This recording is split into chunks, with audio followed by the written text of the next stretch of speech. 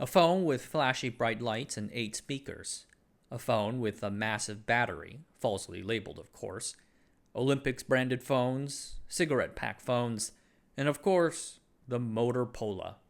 The mid-2000s saw the wild and woolly rise of a bandit phone industry in the People's Republic of China, fueled by incredible consumer demand for mobile phones, a faulty regulatory system, and a Taiwanese chipmaker. Whatever happened to those companies? Why couldn't they compete? In today's video, the mid-2000s and the wave of Chinese bandit phones. But first, the Asianometry Patreon. Early access members get to see new videos first, and it really helps a lot. It's one of the best ways to support the channel directly. I deeply appreciate all of you. Thank you, and on with the show. In 1992, 4 Chinese university students led by Xu Lihua started a company. They saw that Chinese people were rapidly adopting beepers, but all the existing beepers on the market were from abroad, so their company would make Chinese beepers in China for other Chinese. Since they wanted their company to break out of its shell and soar, they named it Bird. In case you're wondering, beepers, or pagers if you swing that way, are an older technology. Your typical beeper receives a message and then beeps you. You can then go to a telephone to respond to the message. They got to be a bit of a status symbol in the 1990s. Bird raised money from a local town government and produced their first beepers in May 1993. Shortages in Motorola beepers let Bird capture a small market niche. In 1998, the peak of the beeper market in China, Bird sold 325,000 beepers. In the late 1990s, beepers declined as consumers shifted to simple 2G mobile phones. Today, you would call these feature phones. Bird's management sensed this shift as these phones gained popularity in Hong Kong and Korea and decided to make their own mobile phones. But it wasn't as easy as just doing it. At that time, the Chinese government required that every mobile phone maker be approved via a license. The licenses were highly limited.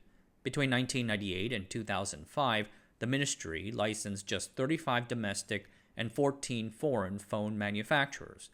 And to protect domestic companies, the foreign companies had to export 60% of their production. This created a bit of a market gap. People wanted or preferred a reputable Nokia phone, but there was not enough supply. Certain unscrupulous Chinese companies realized they can make a quick buck by imitating, i.e. counterfeiting, these reputable phones. Bird, on the other hand, decided to try and build a brand of their own. They partnered with a state-owned company for a legitimate mobile phone license. And to acquire the mobile phone technology, Bird struck a deal with a French communications conglomerate called Sagem. In September 1999, Bird launched the Mirage RC838. Made with a French mobile chip, its name is derived from the French fighter jet, and thus gives birth to the slogan, "The fighter jet of mobile phones." The Mirage sold 700,000 units in 2000, becoming the top domestic phone model. Bird then launches dozens of new models like the S-Series with its popular S1000. To sell their phones, Bird aggressively poured money into marketing and sales. For instance, they bought a phone endorsement from the late great Hong Konger singer Coco Lee before the phone in question ever came out. Thanks to these efforts, Bird became one of China's first leading domestic phone brands, alongside another company called TCL. Some market estimates had Bird in third place in 2002 with 9.7% market share, behind only the dominant foreign companies Motorola and Nokia. They were also the only relevant Chinese phone exporter.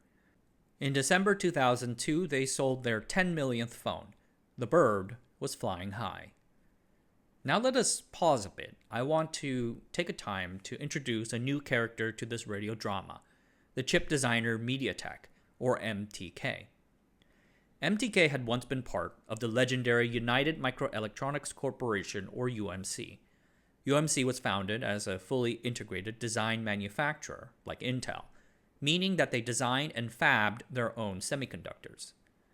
UMC started off relatively successfully, but then came TSMC and its independent foundry business model. In 1995, UMC spun off their chip design units to become a foundry too. MediaTek was one of those spin-offs. Several others are still around in Taiwan's chip design industry today. Like Novatech, which makes LCD display drivers and image sensors, or ITE Tech, which makes I/O and flash memory control chips. MediaTek began operations in May 1997 with a team of just 35 people led by Ming-Kai Tsai. Tsai joined UMC from the Research Institute eTree in 1983, and over the years he worked his way up to an R&D director position overseeing memory, consumer, and multimedia. Many MTK employees had previously worked on UMC's graphic chips, one of the company's few product disappointments. Maybe that lingering smell of failure was why UMC took a smaller stake in MTK compared to its siblings like Novatech. I reckon it left a chip on their shoulders. At the start, MTK's intention was to produce chipsets for multimedia, also called optical storage. But which format? One chipset MTK had in development was for a home video format called Video CD, or VCD. VCD was quite popular in parts of Asia outside of Japan and Korea. A lot of these VCDs were used for karaoke video audio content before those switched to Laserdisc. The VCD product, however, was late, and the market too mature anyway, so MTK turned to CD-ROM. By 1996, the format was gaining popularity after being integrated into desktop and laptop PCs. In 1997, 60 million CD-ROM units would be sold. Now, the CD-ROM chip market was intensely competitive, but also fragmented. Significant players included Oak Technology in the United States, Philips in the Netherlands, and Panasonic, Toshiba, and Sony in Japan. Despite starting from behind, MTK decided that it can still enter and succeed in this market if it can bring a product that costs way less but offers more. The way to such a product would be integration, the hallmark of semiconductor economics. To understand what MTK did, we must briefly discuss a CD-ROM system. A CD encodes data using a sequence of deep pits and flat areas called lands on its surface. The CD-ROM drive uses a laser to read that data off the disk. We can split its components into what we call a front and back end. The front end is a mixed signal chipset that controls the drive's optical mechanism. It manages the movements of the laser head and the spindle motor spinning the optical disc to ensure that data can be accurately read off the disk. After that, the CD-ROM's back end decodes the video and audio data. It converts that raw data into formats that the computer can use and also applies error correction to fix any mistakes. What MTK introduced was a chipset for the CD-ROM front end. Their first chipset was special because it reduced the number of chips in the set to 2. Other competitors had 3, 4, or even as many as 6 chips. This is classic integration at work. For CD-ROM drive makers like Asus, Lite-On, and BTC, not Bitcoin, fewer chips meant simpler PCB designs, less assembly work, and cheaper component costs. This in turn leads to cheaper CD-ROM drives for consumers. MTK's second headlining feature was that its chipset could do 20 times the original CD-ROM speed of 1,550 kilobits per second. Higher playback speeds let computers read data faster off the disk and thus reduce waiting times. With competing mainstream products and only capable of 4 to 8 times speeds, MTK's new chipset spun heads. When the competition inevitably caught up, MTK released new chipsets with faster playback speeds at lower prices. By 2000, they had become dominant in the CD-ROM and CDRW markets with 60% market share, vanquishing competitors like Oak Technology. They then expanded into DVD players and burners, securing 50% share by 2002. They did a similar strategy as with CDs, offering a chipset that reduced the number of discrete chips while also offering new features like multiple disk format compatibility and faster playback. Manufacturers like the American Electronics Trading Company, Apex Digital, bought these systems on chips to sell DVD players at half the price of competitors.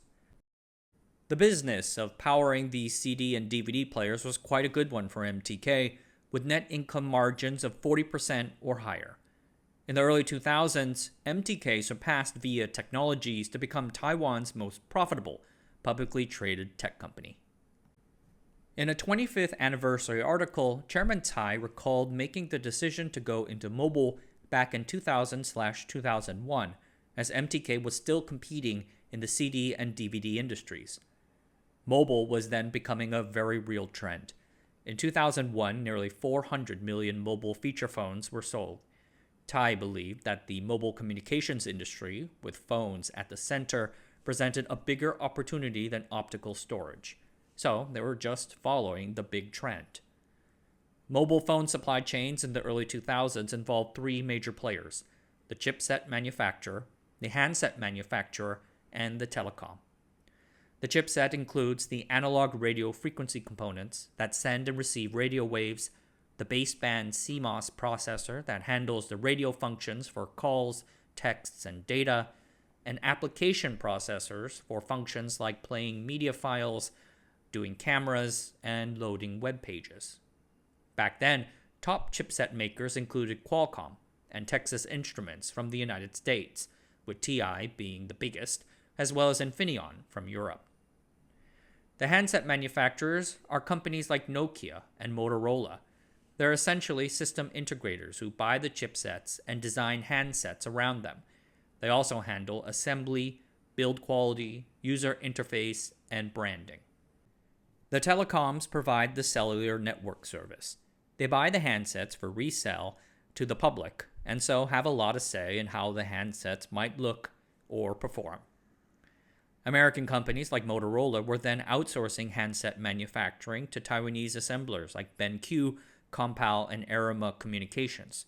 But since no Taiwanese company provided mobile chipsets, those handset makers had to import the chips from Texas Instruments. So, MTK took the plunge. Development took over 3 years. In late 2003, MTK released its first baseband 2G GSM chipsets, and pretty much no one bought them. They sold a few chipsets to second-rate Taiwanese handset assemblers like Lite-On, but most stuck with their established Western suppliers. This was apparently because MTK's first-generation chipsets, products like the MT6205, were very basic. The hot trend at the time was 3G and wireless data. MTK's first chips did not even support 2.5G GPRS data transfer. They also could not access mobile internet web pages or play media files like MP3. Who would want such a phone? In 2004, MTK sold 3.2 million phone chips, a pittance considering 600 plus million phones were sold that year. The year also saw a major decline in MTK's cash cow DVD player and drive industries.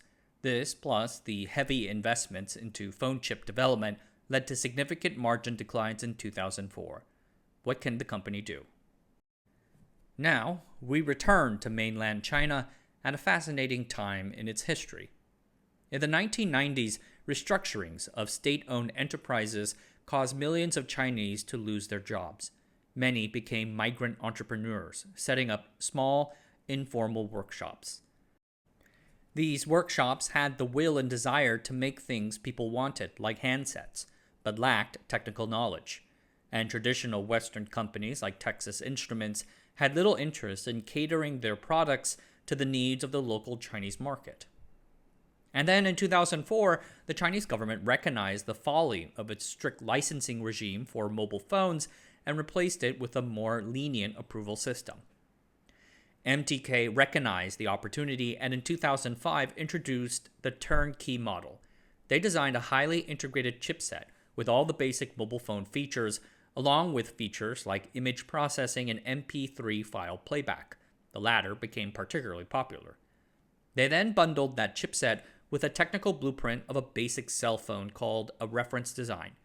The design included some hardware like a PCB and schematic. The only thing left to do is to assemble it with a screen and a plastic shell. And as for software, MTK offered a basic mobile phone operating system. Its core was an embedded OS called Nucleus RTOS, first released in 1993.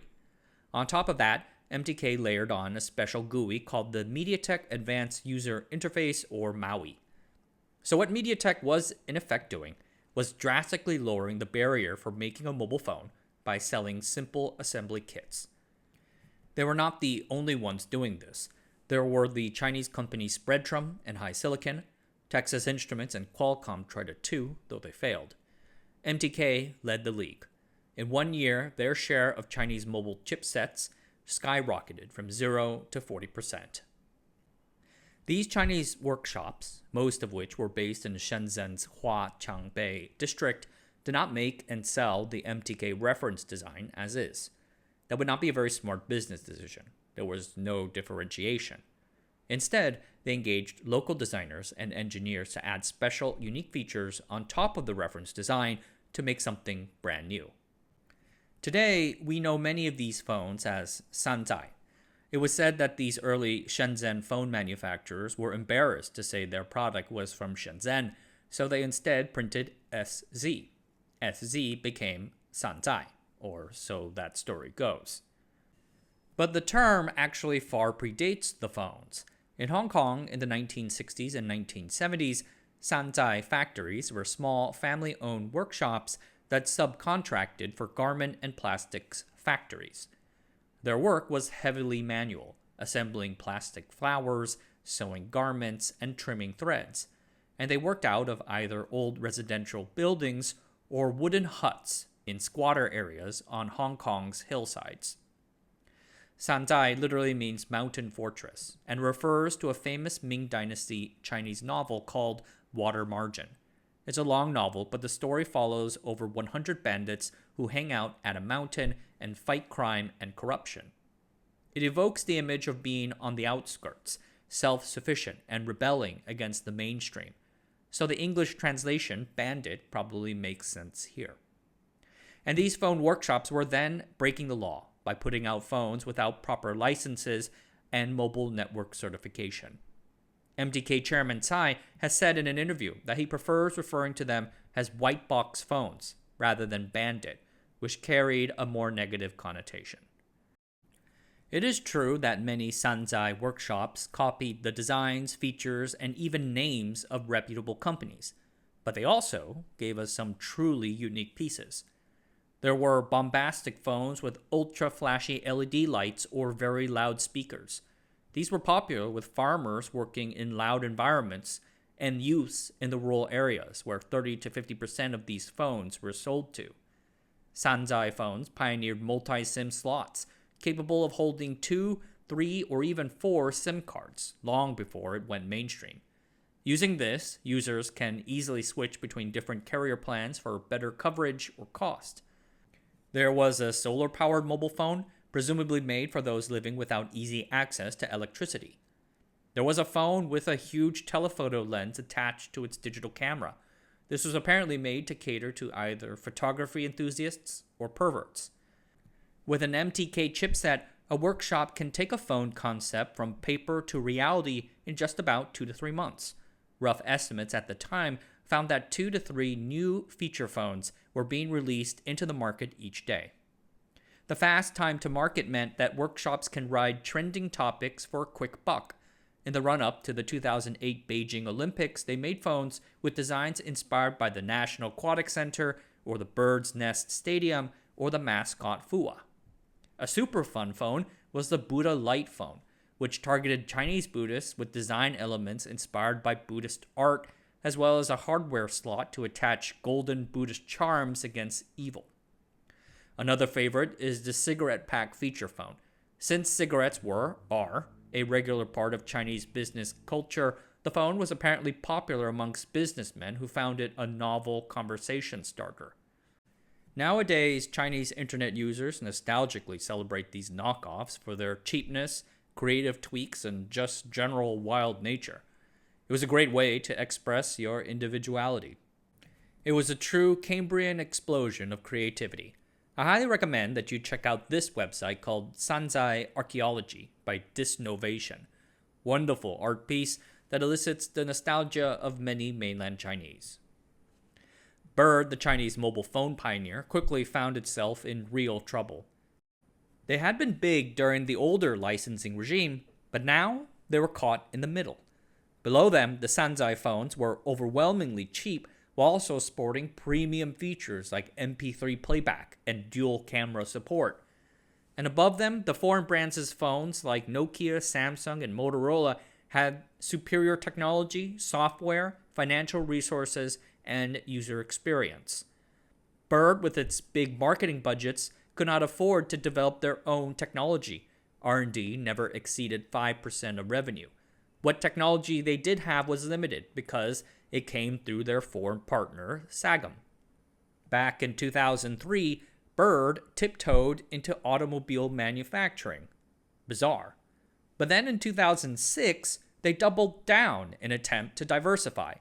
This not only failed as spectacularly as you might imagine it would, losses totaled nearly 600 million RMB, but also distracted the company from its imploding phones business. I call it the anti-Xiaomi. So, after sustaining brutal losses, Bird switched to real estate development, which I reckon is like retirement for Chinese companies. Easy money with little work. So far as I can tell, they're still around, but just the shell of themselves. In one way, China had something special, a thriving high-energy tech manufacturing industry. The issue, however, was that much of that vitality depended on being outside of mainland China's regulated phone ecosystem. And many Shanzhai businesses argued that the marketing, technology, and regulatory burdens made it uncompetitive to go quote-unquote legit. Take the lesson of the greatest company of the Bandit phone era, K-Touch, owned and operated by the ambitious Shanzhai Godmother, Rong Shou-li. Rong was born in 1963 in a rural village in Henan and was often remembered as tomboyish and stubborn.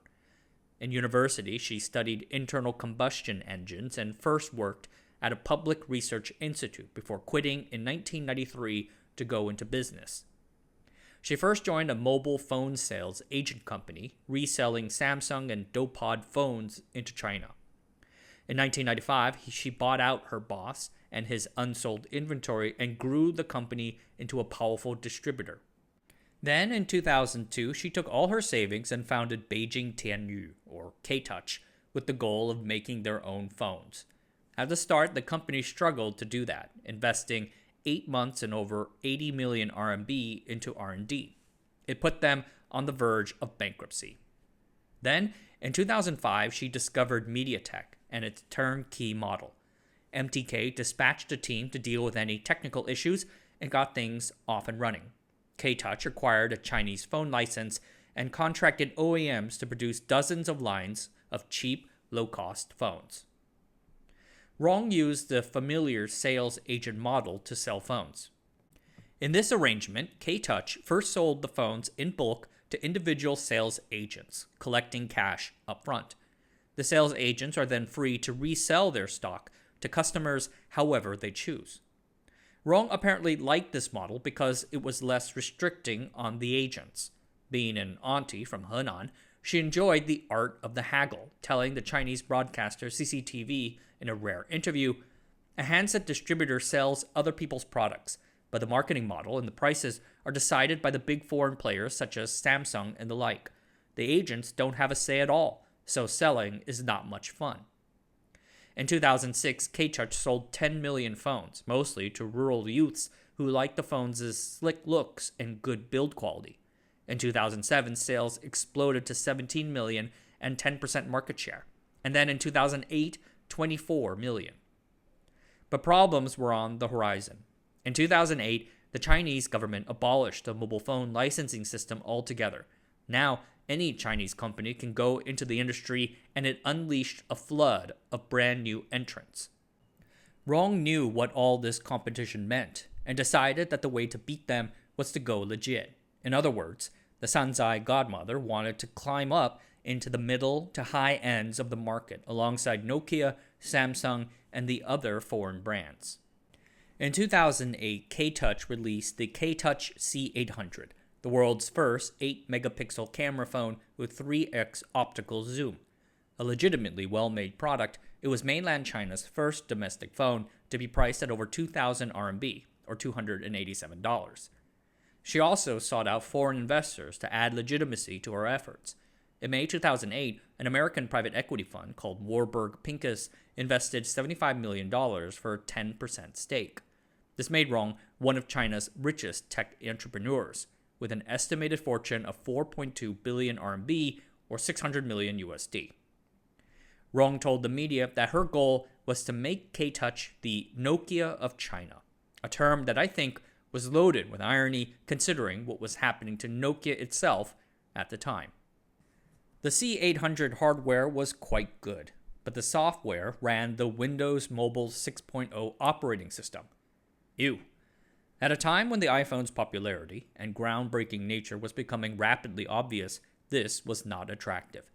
MediaTek, for their part, realized it had to respond to the iPhone somehow, and unfortunately they backed the wrong horse at first.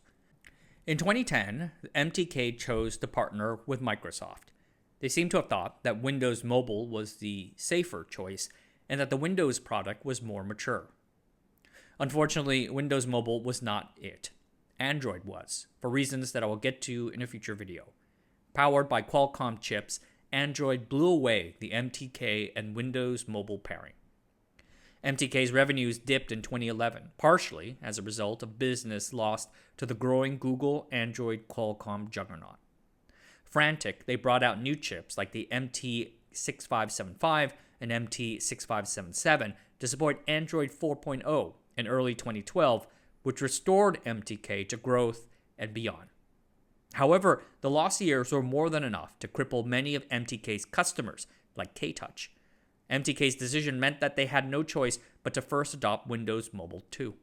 But K-Touch phones like the E61, E68, and E608 failed to match up against Android. K-Touch did a phone with Android that is mostly forgotten, but then bizarrely pivoted to Alibaba's cloud-based Linux OS Allium, powered by an NVIDIA Tegra GPU. This decision was apparently driven by the belief that HTML5 apps will eventually overtake native apps. However, the user experience was apparently not quite there, and sales of Allium phones like the K-Touch W700 flopped, with 70,000 units sold versus 1 million expected. K-Touch's last relevant phone was in 2012. They then tried to pivot to e-commerce before undergoing significant layoffs before then fading into obscurity. Today, their headlining products are quote-unquote elderly phones with big buttons, large fonts, and long battery life. The rest of the Shanzhai phone industry was by then fading away too. In late 2010, the Guangdong provincial government started cracking down on the illegal aspects of the Shanzhai business model, IP infringement, counterfeits, etc. Meanwhile, new distribution models emerged, most notably the telecom operator-driven sales model, where telecoms subsidize a cheap but reputable smartphone to lock a customer into a long contract. Coolpad and ZTE were examples of low to mid-range smartphone brands that became successful and widespread via this method. The telecoms had widespread distribution into the lower-tier cities and the rural areas, and their subsidies leveled the playing field price-wise. And of course, in 2011, Xiaomi released their revolutionary phone, the Xiaomi Mi 1. They offered a well-regarded flavor of Android and a powerful Qualcomm chip at an incredible price, 1,999 RMB. Why buy a shady, unsupported phone when these far better options exist? The Shanzhai phone industry lost its reason for existence, the super cheap prices and rural accessibility, and faded away. A few remaining companies like Transsion fled overseas to places like Africa, where they are now quite successful. If you recall correctly, two major suppliers, Intel in hardware and Microsoft in software, captured all the value in the PC supply chain, leaving nothing for the PC assemblers and other manufacturers. A similar thing happened in the Chinese Shanzhai phone industry in the mid-2000s. MediaTek's fully integrated chips, R&D spend, and turnkey model helped it capture virtually all the value in that industry leaving just scraps for the handset makers. And those handset makers had no way out of it.